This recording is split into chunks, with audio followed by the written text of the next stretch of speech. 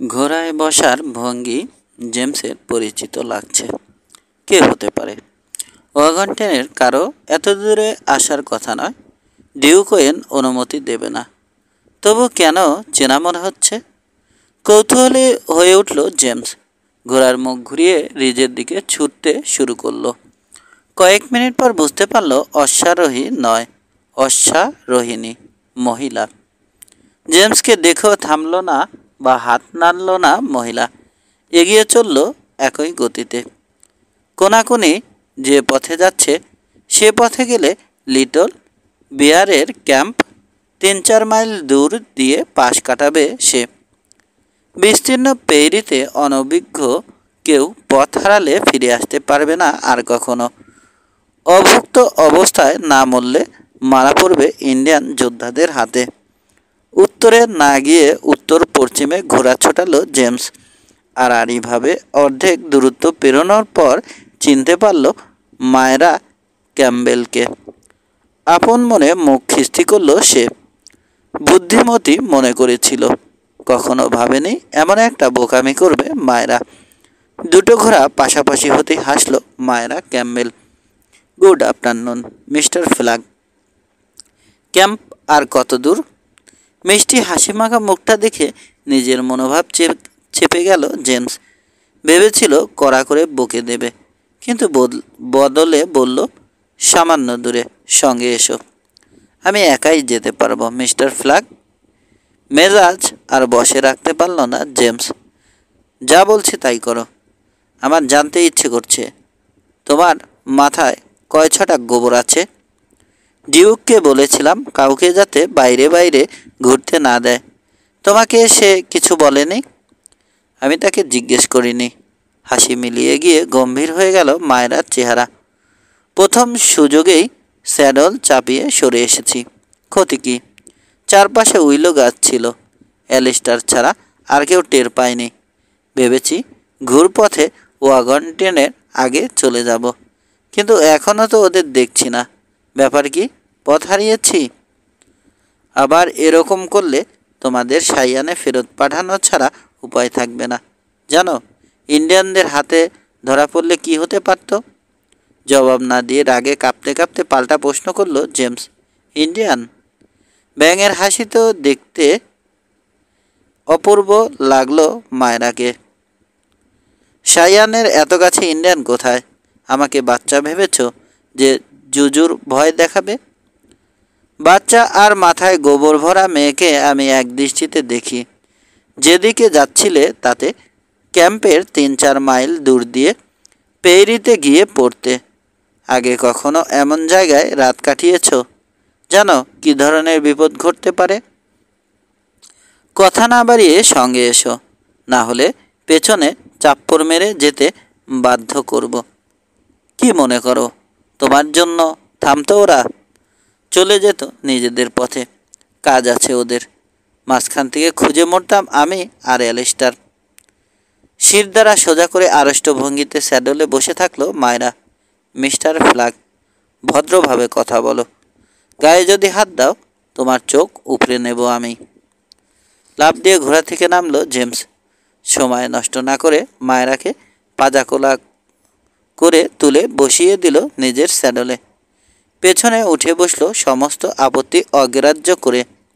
তারপর মায়রার ঘোড়াটাকে দড়ি ধরে পেছন পেছন এগোতে বাধ্য করলো। বাম গাল জ্বলছে ওর। আছড়ে দিয়েছে মায়রা। তবু জেমস খুশি। সময় থাকতেই কর্তৃত্বে কে আছে বুঝিয়ে দেওয়া উচিত। ৮ ঢালের মাথায় হাজির হলো ওয়াগন ট্রেন। ধীরে ধীরে নেমে আসতে শুরু করলো লিটল বিয়ারের দিকে। আগে আগে আসছিল ডিউক ওয়েন। ক্রিকের ধারে জেমস আর মায়রাকে দেখে গতি বাড়িয়ে ছুটে এসে থামলো ওদের সামনে। ঘোড়া থেকে নেমে কয়েক সেকেন্ড কৌতূহলী চোখে দুজনকে দেখে জিজ্ঞেস করলো, কি করে আগে এলে মিস ক্যাম্বেল? ঘুরতে বেরিয়েছিলাম, ঠান্ডা স্বরে বলে বুড়ো আঙুলে জেমসকে দেখালো মায়রা। তোমার স্কাউট দেখতে পেয়ে ধরে নিয়ে এসেছে এখানে। আচ্ছা। মায়েরার চেয়েও শীতল শোনালো সেলুন মালিকের কণ্ঠ। তাকালো জেমসের দিকে। ব্যাপার কি জেমস? ভুল পথে যাচ্ছিল। বোধহয় খুন হয়ে যাওয়ার শখ চেপেছে ওর। যাও গিয়ে তৈরি হয়ে নাও, কাল সকালে সায়ানের পথে ফেরত যাবে তুমি আর তোমার ভাই। কড়া চোখ মায়রা কড়া চোখে মায়রার দিকে তাকিয়ে আর একটা কথাও না বলে ঘুরে হাঁটতে থাকলো ডিউক ওয়েন। দড়ির টানে পেছন পেছন চলল তার কালো ঘোড়া। দুঃখিত, এমনটা হবে ভাবিনি। সেলুন মালিক চলে যাবার পর স্তব্ধ মায়রাকে বলল জেমস। বিষ দৃষ্টিতে তাকালো মায়রা। অপমানে চেহারা কালো হয়ে গেছে। দরকার হলে আমি আর অ্যালিস্টার ডে টু ডে একাই যাব। তোমার বসকে বলে দিও কথাটা। মেয়েটা ঘোড়ার দড়ি হাতে ঘুরে দাঁড়াতেই হতচকিত জেমস বলল, যদি কথা দাও নিয়ম মেনে চলবে, তাহলে ওর সঙ্গে তোমাদের ব্যাপারে আলাপ করব আমি। আমার ধারণা মাথা ঠান্ডা হলে মত বদলাবে ডিউক। তুমি বলতে তবে কেন? তোমার মতো লোক তো স্বার্থ ছাড়া কোনো কাজ করে না। গ্রীপা বাঁকিয়ে তাকালো মায়রা। কি যে বলো, আমার মতো বুনোরাও জানে কোন কোন মেয়েকে অন্য চোখে দেখতে হয়। মায়রা কথা না বাড়িয়ে চলে গেল। ক্ষণিকের জন্য ওকে লজ্জায় লাল হতে দেখেছে জেমস, নাকি চোখের ভুল। ঘোড়া হাঁটিয়ে ব্রায়ানের ওয়াগনের পাশে চলে এলো জেমস।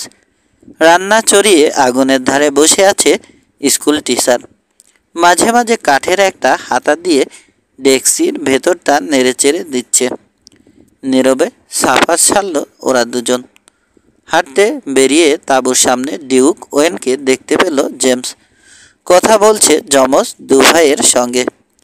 আইকের পাশে গিয়ে দাঁড়ালো জেমস।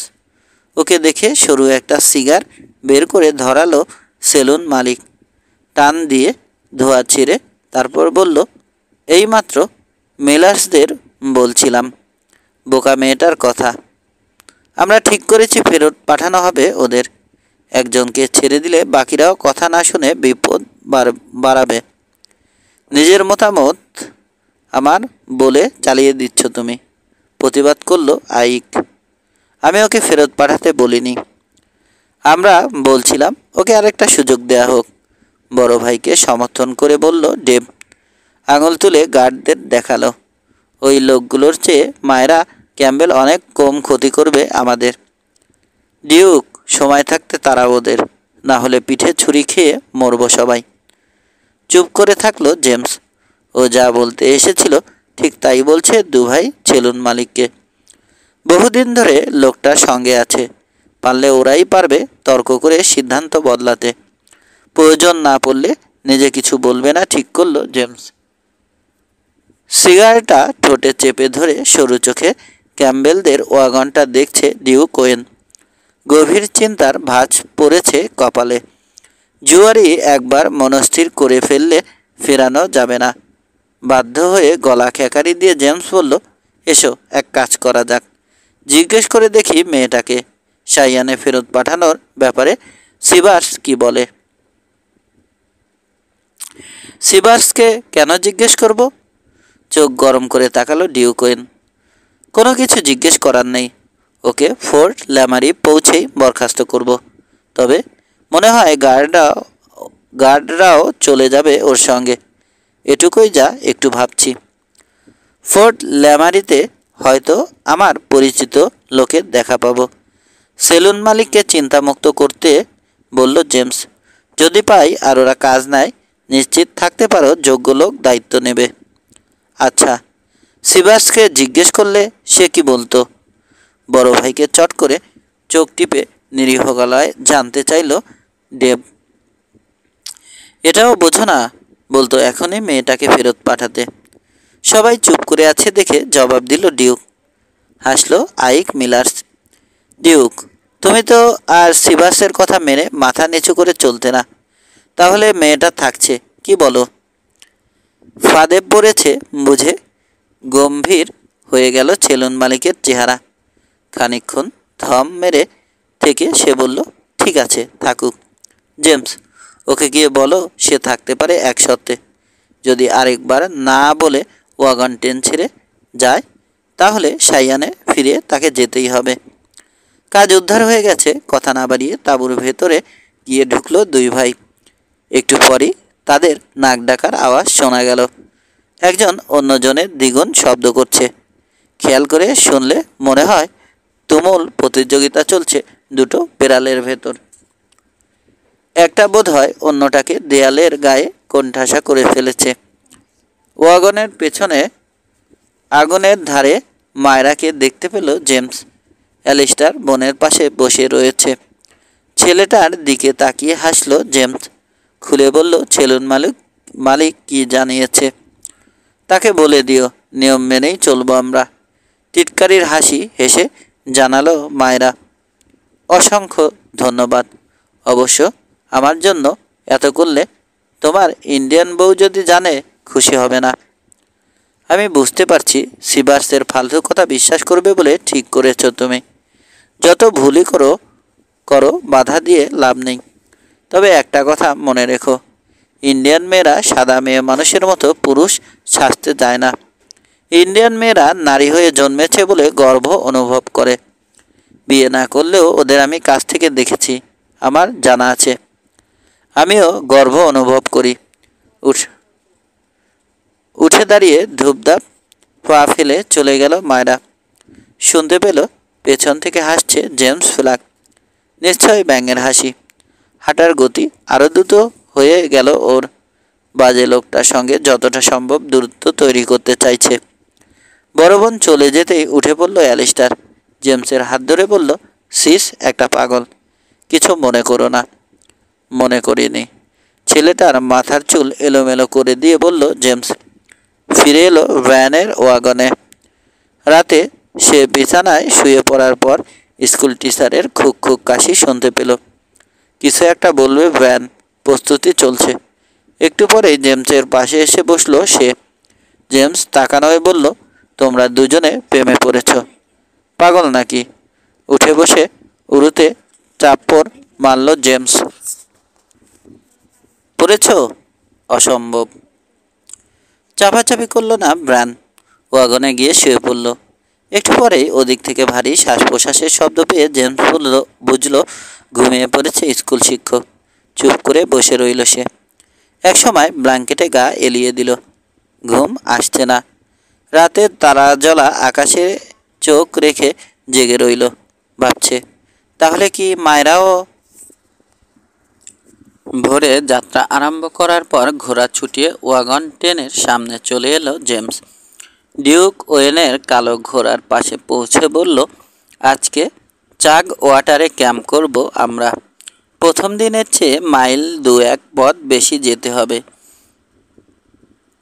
তবে ক্রাফট রোড রান্স পার না করে থামবে না। জায়গাটা ক্যাম্প করার জন্য ভালো। জমিতে খাড়াই আছে? তেমন একটা না। উত্তর দিকে ঘোড়া ছোটালো জেমস। চাগ ওয়াটারে দেখা হবে। সারাদিনে অনেক চিহ্ন দেখলো জেমস। ব্ল্যাক হিলসের দিকে গেছে সবাই। কেউ ঘোড়ায়, কেউ মেউলে, কেউ ওয়াগনে চেপে চলেছে সোনার খোঁজে। ওয়াগন ট্রেনও গেছে কয়েকটা, তবে কোনোটাই ডিউক ওয়েনের মতো সংগঠিত নয়। ওগুলোতে নিশ্চয় মূল্যবান তেমন কিছু ছিল না। তার মানে সেলুন মালিকের ওয়াগন ট্রেন সহজেই আউটলদের দৃষ্টি আকর্ষণ করবে। পরিষ্কার বুঝতে পারছে জেমস, অচিরেই বিপদ আসবে।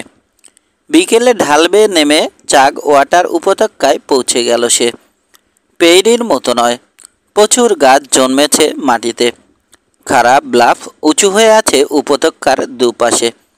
ক্রিকটা বয়ে যাচ্ছে এঁকে বেঁকে।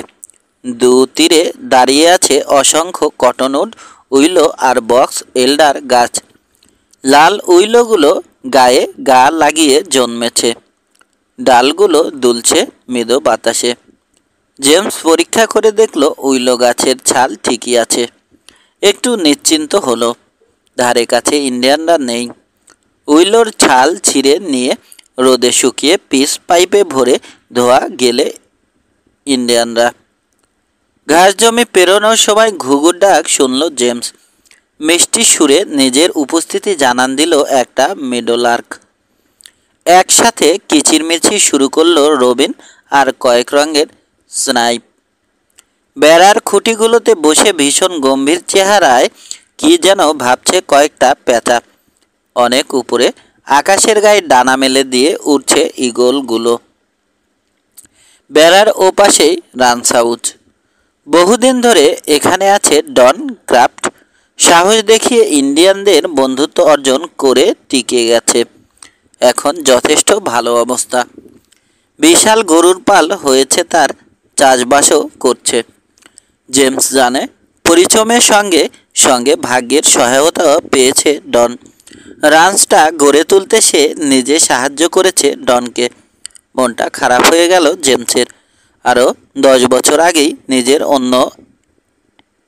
নিজের জন্য এরকম একটা জায়গা খুঁজে বের করা উচিত ছিল ওর। সময় ফুরিয়ে আসছে বুনো পশ্চিমের, সেই সঙ্গে ওর মতো স্বাধীনচেতা লোকদেরও। এখনও কিছুটা সময় হয়তো আছে। চেষ্টা করবে সে রকি মাউন্টেন বা তার ওধারে একটা ভালো জায়গা বেছে নেয়ার। পুরনো যা কিছু সব ঝেড়ে ফেলে দিয়ে আবার নতুন করে জীবন শুরু করবে। হয়তো একা লাগবে না, মায়েরাও যদি। গুরুম প্রচণ্ড শব্দে গর্জে উঠল 6 গান। প্রতিধ্বনিত হয়ে ধীরে ধীরে মিলিয়ে গেল আওয়াজ। থেমে গেছে পাখিদের কলকাকলি। চারদিক স্তব্ধ। রাঞ্চ হাউজের ভেতর থেকে গুলি ছোড়া হয়েছে। সেদিকে এগোলো জেমস। 50 গজের মধ্যে পৌঁছতেই ক্রিকেট তীরে গজানো ঝোপের আড়াল থেকে বেরিয়ে এলো ছেলেটা। 10 বছর বয়স। জোসেফ ক্রাফটকে চিনতে পারল জেমস। চিৎকার করতে করতে দৌড়ে এগিয়ে আসছে জোসেফ ওর দিকে। আতঙ্কে বড় বড় হয়ে আছে চোখ দুটো। এখনও আঙ্কেল জেমসকে চিনতে পারেনি। লাফ দিয়ে ঘোড়া থেকে নেমে ওকে জড়িয়ে ধরল জেমস। পিঠে হাত বুলিয়ে জিজ্ঞেস করলো, কি হয়েছে জস? আঙ্কল আঙ্কল ওরা। জেমসকে চিনতে পেরে হাতের তালু দিয়ে চোখ মুছল জোসেফ। মা ঝোপের মধ্যে পড়ে আছে, বাচ্চা হবে ওরা। তোমার আব্বু কোথায়? ফোর্ট লামারি, রাতে আসবে। ঢোক গিলে কান্না চেপে বলল জোসেফ। তোমার আম্মু ঝোপের আড়ালে? কিন্তু ওরা কারা জেস? কোথায় ওরা? বাররুমে বসে মদ খাচ্ছে। ডেভিলস ফিট দলের লোক। ওদের একজন কিচেনে এসে মারধর করে বলল আম্মুকে নাকি তার খুব দরকার। আমার কাছে একটা পিস্তল ছিল, কিন্তু ওরা আমাকে মেরে পিস্তলটা নিয়ে নিয়েছে। লোকটা বাররুমে ফিরে যেতেই পালিয়েছি আমি আর আম্মু পেছনের দরজা দিয়ে। ঘাড় ফিরিয়ে টেইলের দিকে তাকালো জেমস। অনেক দূরে দেখা যাচ্ছে এগিয়ে আসছে ওয়াগন ট্রেন। নিজে গিয়ে লোকজন নিয়ে ফিরে আসতে আসতে দেরি হয়ে যাবে। জোসেফের কাঁধ ধরে ঝাঁকি দিল জেমস। শান্ত গলায় বলল, ওই যে দেখো আঙ্কল, ওয়াগন ট্রেন আসছে। তোমার মার খুব বিপদ। পারবে না তুমি তোমার ঘোড়ায় চেপে ওদের কাছে যেতে? জোসেফ ছোট্ট মাথাটা ঝাঁকানোয় জেমস আবার বলল, ওখানে পৌঁছেই দেখবে কালো ঘোড়ায় চড়ে এক লোক সবার আগে আগে আসছে। তাকে তুমি বলবে তোমার আম্মুর বাচ্চা হবে। মহিলাদের সাহায্য দরকার হবে তোমার আম্মুর। পারবে না? উপর নিচে মাথা দোলালো জোসেফ। ওকে ঘোড়ার পিঠে উঠিয়ে দিয়ে মিসেস ক্রাফটের খোঁজে ক্রিকের দিকে ছুটল জেমস। জানে বাপের স্বভাব পেয়েছে, দায়িত্ব ঠিকই পালন করবে জোসেফ। ডন ক্রাফট শক্ত লোক। এই ঘটনার পর সে বেঁচে থাকলে দুর্বৃত্তরা কেউ বাঁচবে না। অসহ্য প্রসব যন্ত্রণায় গোঙাচ্ছে নোরা ক্রাফট। তাকে খুঁজে বের করতে সময় লাগলো না জেমসের। ক্রিকের পারে বালিতে পড়ে আছে মহিলা। দেহ মোচড়াচ্ছে, দুহাতে পেট চেপে ধরে। সর্বাঙ্গ ঘামে ভিজে গেছে। চেহারা টকটকে লাল। মাঝে মাঝে চোখ উল্টে যাচ্ছে ব্যথায়। কেন কে জানে, এখনও জ্ঞান হারায়নি। পাশে হাঁটু গেড়ে বসলো জেমস। অসহায় বোধ করছে। কি করতে হবে কিছুই জানে না। রেগে উঠল নিজের উপর। কথা বলার অবস্থায় নেই নোরা ক্রাফট। ওকে দেখেও চিনতে পারল না। কয়েকটা ছোট ঝোপ উপরে বালিশের মতো করে মাথার তলায় রাখলো জেমস। হয়তো একটু আরাম হবে নোরার। দ্রুত মাথা খাটাচ্ছে সে। দুর্বৃত্ত একজনের বেশি। ওরা ওরা বলছিল জোসেফ। লোকগুলোকে শেষ করতে হবে, না হলে ঘরে নিয়ে নোরার সেবা করা সম্ভব নয়। একা পারবে সে? পারতেই হবে, না পারলে চলবে না। যেভাবেই হোক একটা কিছু করতেই হবে। দীর্ঘ প্রতিজ্ঞ চেহারায় উঠে দাঁড়ালো জেমস। রাঞ্চ হাউজের দিকে পা বাড়িয়ে হোলস্টারে হাত বুলালো একবার, নয়। জেমস ঠিক করলো লোকগুলোর ভয়ে পিছন দিক পিছন দিক ঘুরে রান্স হাউজে ঢুকবে না। সোজাসুজি সামনের দরজা ব্যবহার করলে যদি তারা গুলি করে ঝাঁঝরা হয়ে যাবে সে, তবে সে সম্ভাবনা কম। বাজে লোক এত সহজে মজা নষ্ট করতে চাইবে না। পেটে মদ পড়েছে। এক একজন বোধহয় নিজেকে বিরাট কিছু ভাবছে, না হলে মহিলার গায়ে হাত দিত না। ওরা চাইবে ইঁদুর বিড়াল খেলে ওকে শেষ করতে। ধারণাটা যদি ভুল হয়, আপন মনে একবার শ্রাগ করল জেমস, অনেক আগেই মরে যেতে পারত সে। সাবধানে পায়ে এগোচ্ছে জেমস। দরজার সামনে গিয়ে একবার সিক্সানের বাট স্পর্শ করে নিল। অল্প একটু ফাঁক হয়ে আছে দরজার কপাট। দু এক পা সরে দেয়ালে পিঠ ঠেকিয়ে উকি দিল ভিতরে। ওয়াগন ট্রেনের 3 জন গার্ড আর কাউন্টারে দাঁড়িয়ে আছে দরজার দিকে মুখ করে। সাবেজের নাম জানে জেমস, বাকিদেরগুলো না জানলেও চিনতে অসুবিধে হলো না। সাবেজ আর 2 গানম্যান ছাড়াও ঘরে আরেকজন আছে। সঙ্গীদের থেকে 30 ফুট দূরে কিচেনের দরজার কাছে দাঁড়িয়ে লোকটা হাতে 6 গান নাচাচ্ছে। তাকে নজরে রাখা কঠিন হবে। কিচেনের কাছে দাঁড়ানো চতুর্থ লোকটাকে চোখের কোণে রেখে ঘরে ঢুকে পড়ল জেমস। সাবেজ মনে করছে সে আর তার 2 বন্ধুই জেমসের জন্য যথেষ্ট। 6 গান হোলস্টার মুক্ত করারও প্রয়োজন বোধ করেনি সে। একটা হুইস্কির বোতল বাম হাতে নেড়ে ঢুলু ঢুলু চোখে দরজার দিকে তাকালো সাবেজ। জেমসকে দেখে ঝটকা দিয়ে সোজা হয়ে দাঁড়িয়ে বলল, এইবার পাওয়া গেছে শালাকে, বুঝলে? ঠিক যেমন ভেবেছিলাম। 5 সেকেন্ড সময় দিচ্ছি। এর মধ্যে মাথার উপর হাত তুলে না দাঁড়ালে খুন হয়ে যাবে সব কটা কুকুরের বাচ্চা। জেমসের কণ্ঠ গম গম করে উঠল 4 দেয়ালে বাড়ি খেয়ে। মুহূর্তের জন্য পিনপতন নীরবতা নামল বিশাল ঘরে। তারপর সাবেজের হাত থেকে মেঝেতে পড়ে ঝনঝন শব্দে ভাঙল হুইস্কির বোতল। বুড়ো কুচকে ঘোলা চোখে জেমসের দিকে তাকালো সাবেজ। দাঁতে দাঁত পেশায় চোয়ালের হাড় উঁচু হয়ে গেল। শালা হারামজাদা, ভেবেছ আমাদের সাথে পারবে তুমি? উরুর কাছে ডান হাত ঝুলিয়ে অপেক্ষা করল জেমস। মনে মনে 5 গুনছে। দীর্ঘ একটা সময় পার হয়ে যাচ্ছে মনে হলো ওর। ঘরের মধ্যে টান টান উত্তেজনা। একা, তারপরও লোকটা সাহস দেখে হকচকিয়ে গেছে সাবেজের সঙ্গীরা। লোকটা চাও কি ইস্পাতের তৈরি? 5 সেকেন্ড পার হয়ে যেতে হাসলো জেমস। সাবেজের ডান দিকের গার্ড নড়ে উঠে 6 গানের দিকে হাত বাড়িয়েও আশ্রে পড়ল কাউন্টারে। সেখান থেকে মাটিতে, দেহ স্থির। কিছু বোঝার আগেই মারা গেছে। হাঁটু গেড়ে বসে থাকা জেমসের বুলেট নাক দিয়ে ঢুকে লোকটার মগজ ছিন্ন ভিন্ন করে দিয়েছে। অস্ত্র বের করে ফেলেছে সিবার্স আর তার জীবিত সঙ্গী। বাম দিকে ঝাঁপ দিয়ে গুলি করল জেমস। একই সঙ্গে আগুন ঝরালো 4টে 6 গান। কিচেনের দরজায় দাঁড়ানো লোকটার গুলি জেমসের কানের পাশ দিয়ে কেটে গিয়ে দেয়ালে বিঁধল। জেমসের গুলিতে সাবেজের বাম পাশের গার্ড 2 হাতে বুক চেপে ধরল। কুলকুল করে রক্ত বের হচ্ছে আঙুলের ফাঁক দিয়ে। ফুটো হয়ে গেছে লোকটার হৃৎপিণ্ড। তপ করে মেঝেতে পড়ল দুর্বৃত্ত।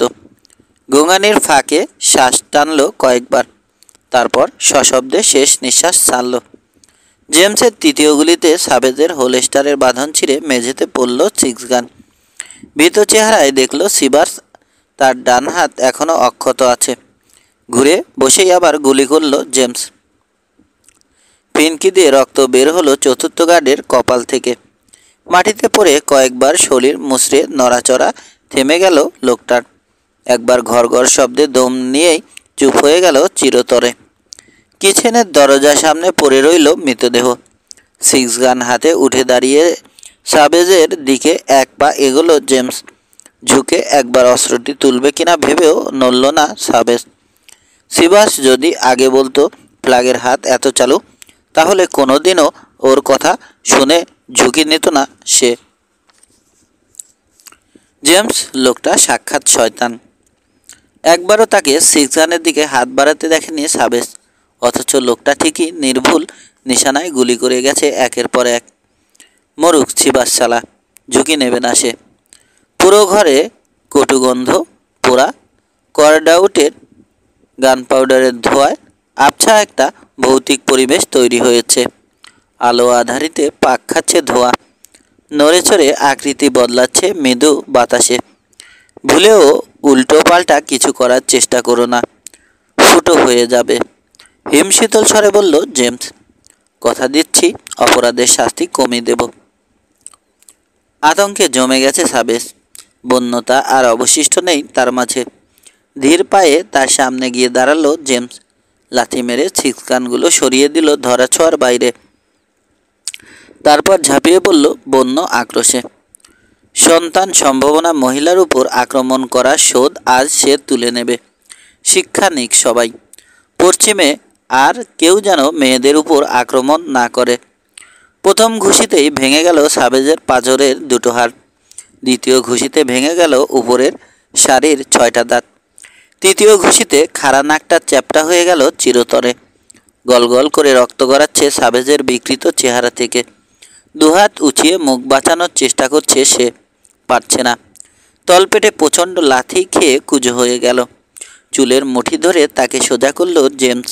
কাঁধের ধাক্কায় দেহ ঘুরিয়ে মাথাটা ঠুকতে শুরু করলো বার কাউন্টারে। সাবেজ অজ্ঞান হয়ে যেতেই পকেট থেকে দড়ি বের করে তাকে ভালোমতো বাঁধল সে। সময় নষ্ট না করে বেরিয়ে এলো বাররুম থেকে। দৌড়ে ক্রিকেট ধারে ফিরে এলো সে। এখনও জ্ঞান হারায়নি মিসেস ক্রাফট। কাতরাচ্ছে অসহ্য শারীরিক যন্ত্রণায়। ভূতের মতো উদয় হলো ওরা। জেমসকে ঘিরে দাঁড়ালো 15 জন ইন্ডিয়ান। রণসাজে সজ্জিত শিউদের নেতার দিকে তাকিয়ে 6 রান ড্র করতে গিয়েও থেমে গেল জেমস। বিগ চিপ, আমি বললে তুমিই হবে এদের নেতা। আফসোসের ভঙ্গিতে মাথা নাড়ল big chip. Rising sun. Little chip James, আরেকবার যদি তোমাকে অসতর্ক দেখি তাহলে কান ছিঁড়ে নেব। বিগ চিপ, চুপ করো। ধমকে জেমসকে থামিয়ে দিল ইন্ডিয়ান বুড়ো। কোচকানোর চেহারায় আরও কয়েকটা বাড়তি ভাঁজ ফেলে তাকালো দলের ব্রেভদের দিকে। তোমরা সাদা মেয়ে মানুষটাকে ঘরে নিয়ে এসো, ছেলের সঙ্গে কথা আছে আমার। তাড়াহুড়ো করে মিসেস ক্রাফটকে বাড়ির ভেতর বয়ে নিয়ে গেল 8-10 জন যোদ্ধা।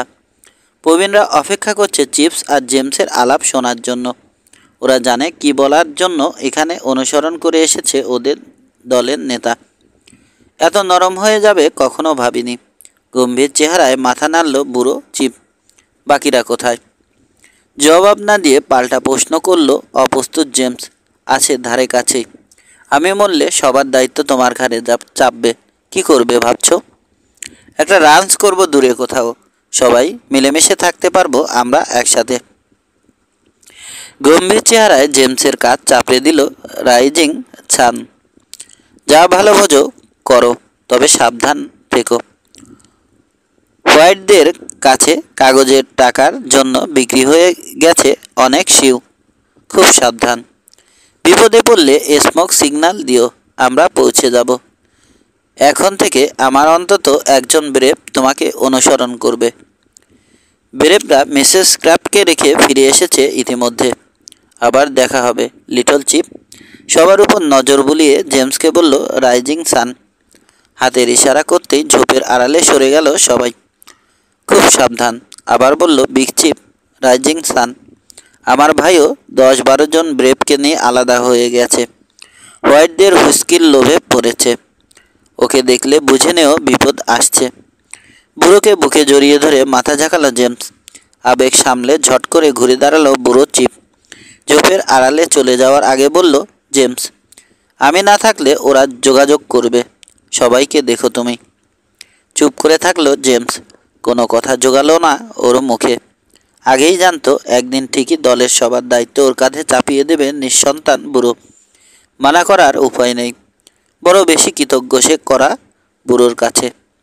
ফুস করে একটা দীর্ঘশ্বাস ফেলে রাঞ্চ হাউজের দিকে পা বাড়ালো জেমস। ভবিষ্যতে শিউদের শক্তিশালী একটা দলকে নেতৃত্ব দিতে হবে ওর। বেডরুমে ঢুকে সে দেখল যত্ন করে মিসেস ক্রাফটকে শোয়ানো হয়েছে বিছানায়। কিচেনে স্টোভ জ্বালিয়ে পানি গরম করার ব্যবস্থাও করে গেছে ওর ইন্ডিয়ান ভাইয়েরা। চুপ করে দাঁড়িয়ে থাকলো জেমস। সাধ্যমতো সবই করেছে, আর কিছু জানা নেই যে সাহায্য করবে। সারা বাড়িতে অস্বাভাবিক নৈশব্দ। জ্ঞান হারিয়েছে মহিলা। 10। ঘোড়ার খুর আর চাকার ক্যাচকোচ শব্দ কানে আসার আগ পর্যন্ত বেডরুমে থাকলো জেমস। তারপর দৌড়ে বাইরে বেরিয়ে এলো। মাত্র বাড়ির সামনে থেমেছে বাগবোট। মিসেস ল্যান্ট্রি চালিয়ে এনেছে ওটা। পাশে বসে আছে সুসানা আর মায়রা ক্যাম্বেল। দুজনের চেহারায় ভয়ে ফ্যাকাশে হয়ে গেছে। বোধহয় জীবনে কখনো এত বিপজ্জনক ড্রাইভারের পাশে বসেনি ওরা। বেডরুমে আছে, যাও তাড়াতাড়ি। ঘোড়াগুলোর লাইন বিশালাকায় মহিলার হাত থেকে নিয়ে বলল জেমস। লাফ দিয়ে নেমে রওনা হয়ে গেল সুসানা আর লিলি। হাত বাড়িয়ে মায়রাকে নামতে সাহায্য করলো জেমস। মেয়েটা বাড়ির দিকে পা বাড়াতেই বলল, তুমি যেও না, ভেতরে রক্তারক্তি কাণ্ড সহ্য করতে পারবে না। আমি বাচ্চা নই। জেমসের হাত ছাড়িয়ে নিল মায়রা। দ্রুত পায়ে হাঁটতে শুরু করলো মাথা উঁচু করে। মায়রা বাড়ির ভেতর অদৃশ্য হয়ে যাওয়ার পর কাঁধ ঝাঁকিয়ে ঘুরে দাঁড়ালো জেমস। মায়রার রাগ এখনও পড়েনি। ঘোড়াগুলো বাগি থেকে খুলে করালে নিয়ে বাঁধল। বার্নুম থেকে লাশ তিনটে সরানোর সময় শুনতে পেল জ্ঞান ফিরে পেয়ে উঁচু গলায় কাঁদছে মিসেস ক্রাফট। লাশগুলো উঠানে পাশাপাশি শোয়ালো সে। ঢেকে দিল বার্নে পাওয়া একটা তেরপোল দিয়ে। কাজ সেরে বাথরুমে ঢুকে দেখলো হুঁশ ফিরেছে সাবেজের। হাত পায়ের দড়ি কেটে দিয়ে পিঠে ছোড়ার খোঁচা মেরে আউটলকে উঠে দাঁড়াতে বাধ্য করলো জেমস। একটু উল্টোপাল্টা যদি দেখি, বাট পর্যন্ত ছোড়া ঢুকিয়ে দেব। তাই দাও, ফাঁসিতে ঝোলার চেয়ে তাও ভালো। ঘাড় ফিরিয়ে তীব্র দৃষ্টিতে জেমসকে দেখলো আউটল। ভাঙা দাঁতের কারণে অস্পষ্ট শোনাচ্ছে কথা। নিষ্কম্প হাতে মাপা খোঁচা দিল জেমস। চামড়া ফুটো করে মাংসের মধ্যে সিকি ইঞ্চি ঢুকে গেল তীক্ষ্ণ ধার ফলা। রাগের বদলে ভয়ের ছাপ পড়ল সাবেজের দু চোখে। জেমসের ধাক্কা খেয়ে দরজার দিকে পা বাড়ালো বাধা না দিয়ে। হঠাৎ বুঝতে পেরেছে ক্ষণিক বেশি বাঁচা এখনই মরে যাওয়ার চেয়ে অনেক ভালো। ওয়াগন ট্রেন এসে থেমেছে রাঞ্চ হাউজের সামনের উঠানে। রক্তাক্ত সাবেজকে ঠেলতে ঠেলতে ডিউক ওয়েনের ঘোড়ার কাছে নিয়ে গেল জেমস। সিবাস টিমস্টারদের নির্দেশ দিচ্ছিল। ওদের দেখতে পেয়ে কাজ ফেলে ছুটে এলো সে। ব্যাপার কি? এখনই আমার লোকের উপর থেকে ছোড়া সরাও জেমস, বাঁচতে চাইলে তাড়াতাড়ি। ওয়াগন বসের হাত উরুর পাশে শিথিল ভঙ্গিতে ঝুলছে দেখে নির্বাক হয়ে গেছে ডিউক ওয়েন। একবার সিবাসকে, আরেকবার জেমস আর বন্দি সাবেজকে দেখছে চোখ বড় বড় করে। পরিবেশে থমথমে একটা ভাব। সবাই বুঝতে পারছে ঘটে যেতে পারে যে কোনো কিছু। বেঁচে আছি দেখে অবাক লাগছে সিবাস? ঠান্ডা হাসি হেসে জানতে চাইল জেমস। সতর্ক হয়ে উঠেছে। ডান হাত থেকে বাম হাতে নিল ছোরা। হ্যাঁ না, তোমাকে বলেছি ছোরা সরিয়ে নিতে। বেশ, এক পা পেছালো জেমস। তোমার 3 জন লোক মারা গেছে আমার হাতে। কি বললে? অবিশ্বাসে হা হয়ে গেল সিবাস। ঠিকই শুনেছ। তুমি পাগল হয়ে গেছো। এতক্ষণে সংবিত ফিরে পেয়ে ধমকে উঠল ডিউক ওয়েন। আঙুল তুলে বাতাসে নাচালো। তোমাকে কি বরখাস্ত করবে? হাসল জেমস।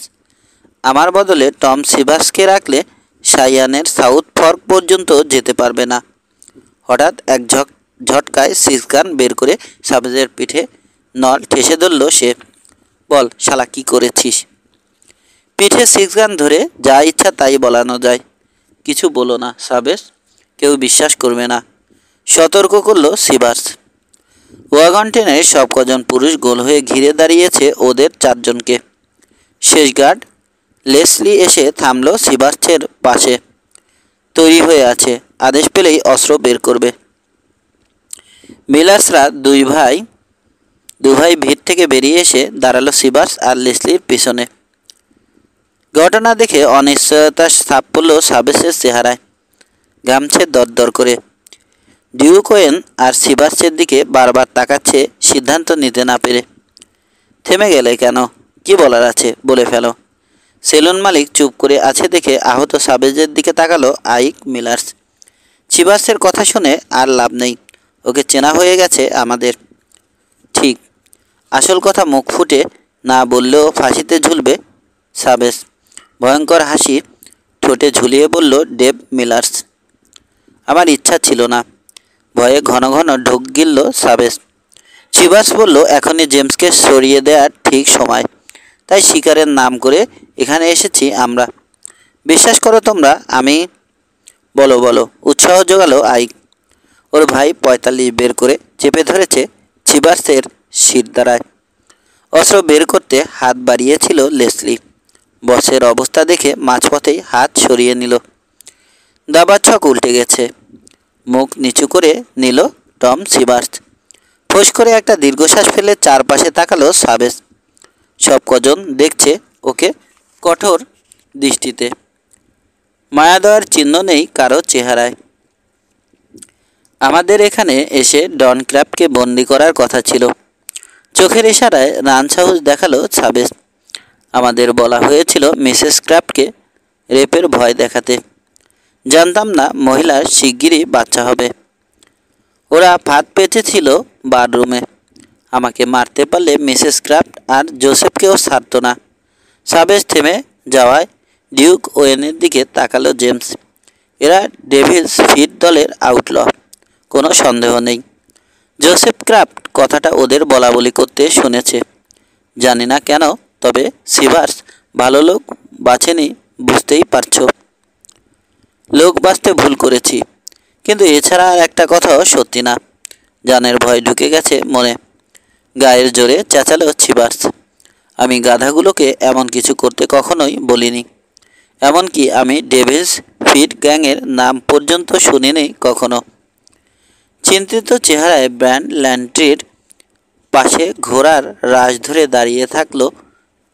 দাঁড়িয়ে থাকা জোসেফ ক্র্যাফটের দিকে তাকালো ডিউক ওয়েন। বুঝতে পারছে এখনই সিদ্ধান্ত নিতে হবে চিবার্স না জেমস থাকবে ওদের সঙ্গে। ভুল লোককে বিদায় করলে সবার উপর মারাত্মক বিপদ নেমে আসতে পারে। নিজের জন্য চিন্তা করে না সে, কিন্তু অন্যদের জীবন নিয়ে জুয়া খেলা সম্ভব নয়। হাতের ইশারায় জোসেফকে কাছে ডাকলো ডিউক।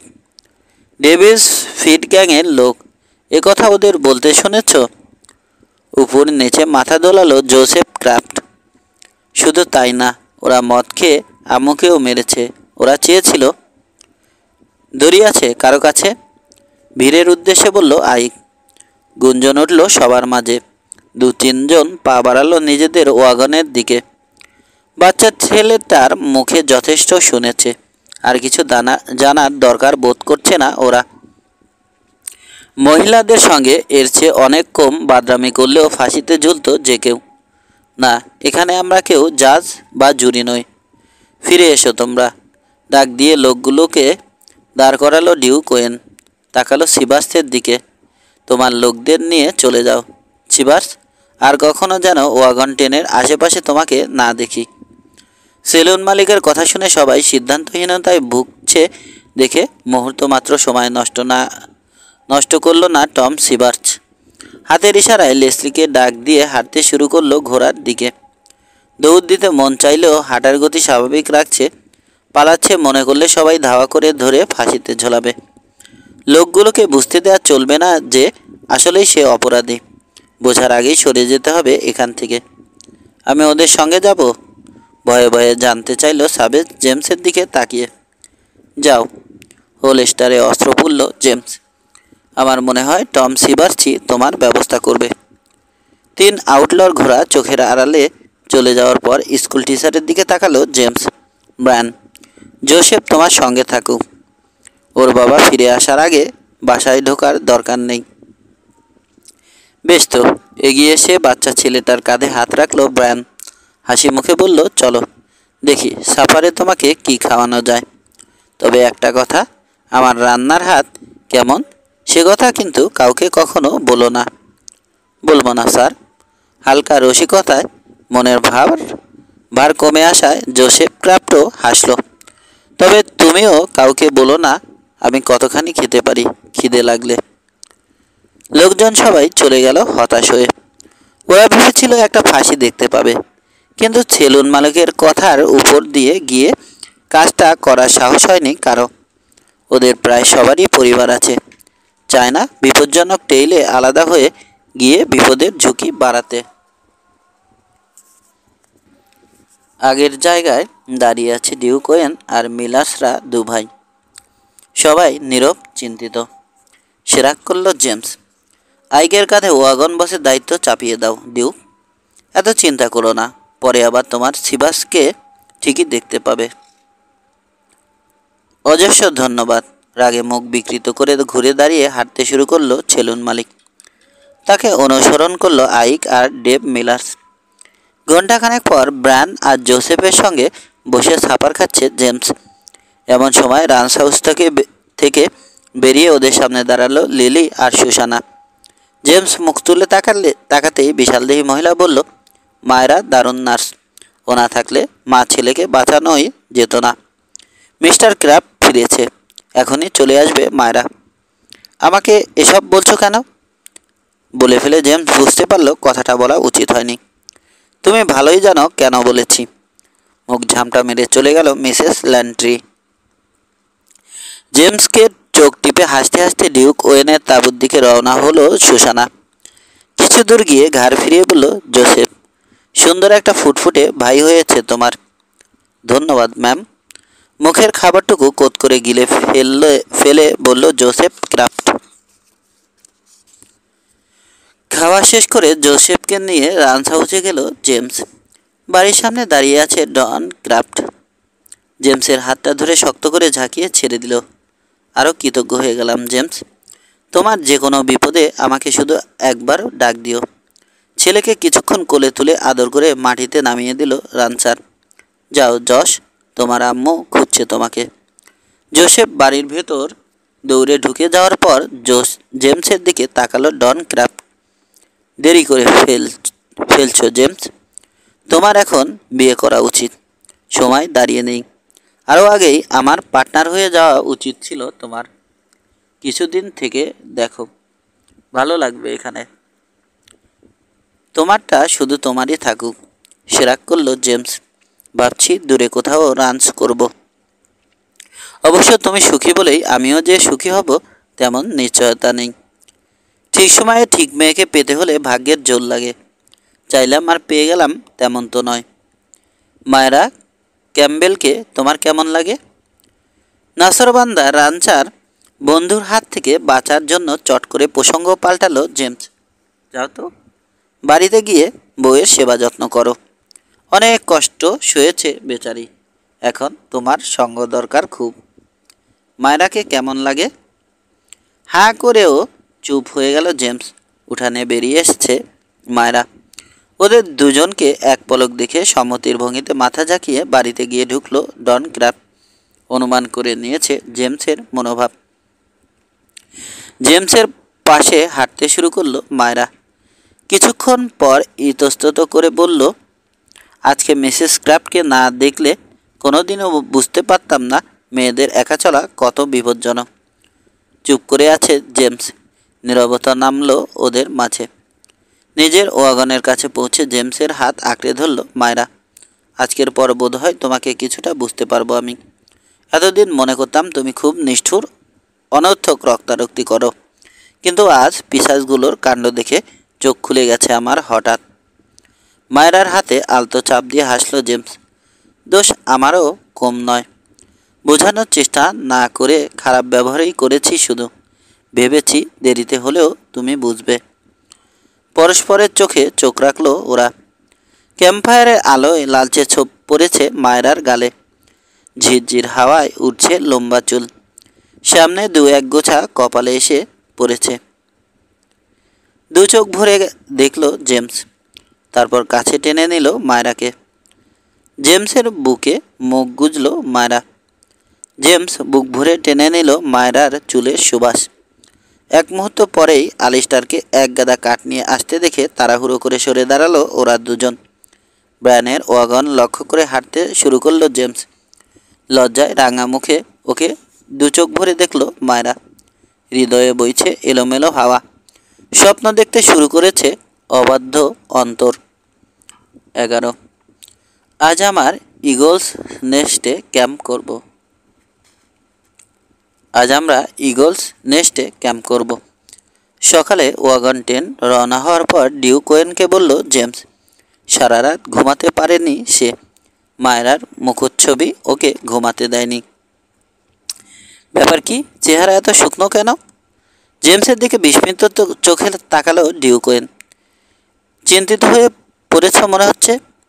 কিছু না, এমনি, শ্রাগ করল জেমস। ইগল নেস্ট 25 মাইল পথ। আকাশ এরকম পরিষ্কার থাকলে পেরোনো কোনো ব্যাপার না। সাবধান থেকো। আগে আগে না গিয়ে গার্ডদের বদলে আইক আর ডেভ ডিউটি করলেই ভালো। ডিউক ওয়েন সায় দিতে ঘোড়া ছোটালো জেমস। উত্তরে বেশ কয়েক মাইল এগিয়েছে টেইল চাগ ওয়াটার উপত্যকা আর চিমনি রক ধরে। দুপুর নাগাদ 8 মাইল দূরের চাগ স্প্রিংসে পৌঁছে থামল সে। ঘোড়াটাকে কিছুক্ষণ বিশ্রাম দিয়ে আবার রওনা হলো। আরও 7 মাইল একটানা পেরিয়ে পৌঁছলো ইগলস নেস্টে। জায়গাটা ক্যাম্প করার জন্য চমৎকার। 50 ফুট উঁচু একটা সান্ড স্টোনের ক্লিপ মাথা তুলে দাঁড়িয়ে আছে টেইলের পাশে।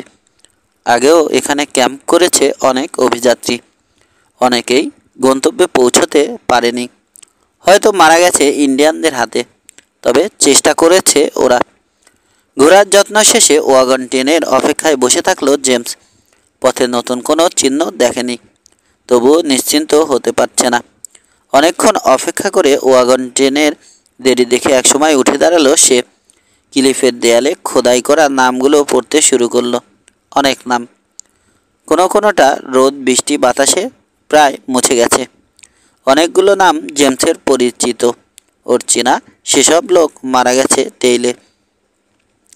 শেষ বিকেলে এসে পৌঁছালো ওয়াগন ট্রেন। জেমসের পাশে ঘোড়া থামালো ডিউক ওয়েন। সবাই ক্যাম্প করতে ব্যস্ত। তাঁবু খাটানো হলো ডিউক ওয়েন আর মহিলাদের জন্য। এরই মধ্যে আগুন জ্বলে উঠেছে কয়েক জায়গায়। অনেকেই সাফারের আয়োজন করছে। খেলায় মগ্ন বাচ্চাদের উৎফুল্ল চিৎকার পরিবেশের ভাব গাম্ভীর্য নষ্ট করে দিয়েছে। তবে খারাপ লাগছে না তাতে। কোনো ঝামেলা হয়নি পথে। ওয়াগনগুলোর উপর থেকে চোখ সরিয়ে খানিকটা যেন বিস্মিত স্বরে বলল সেলুন মালিক।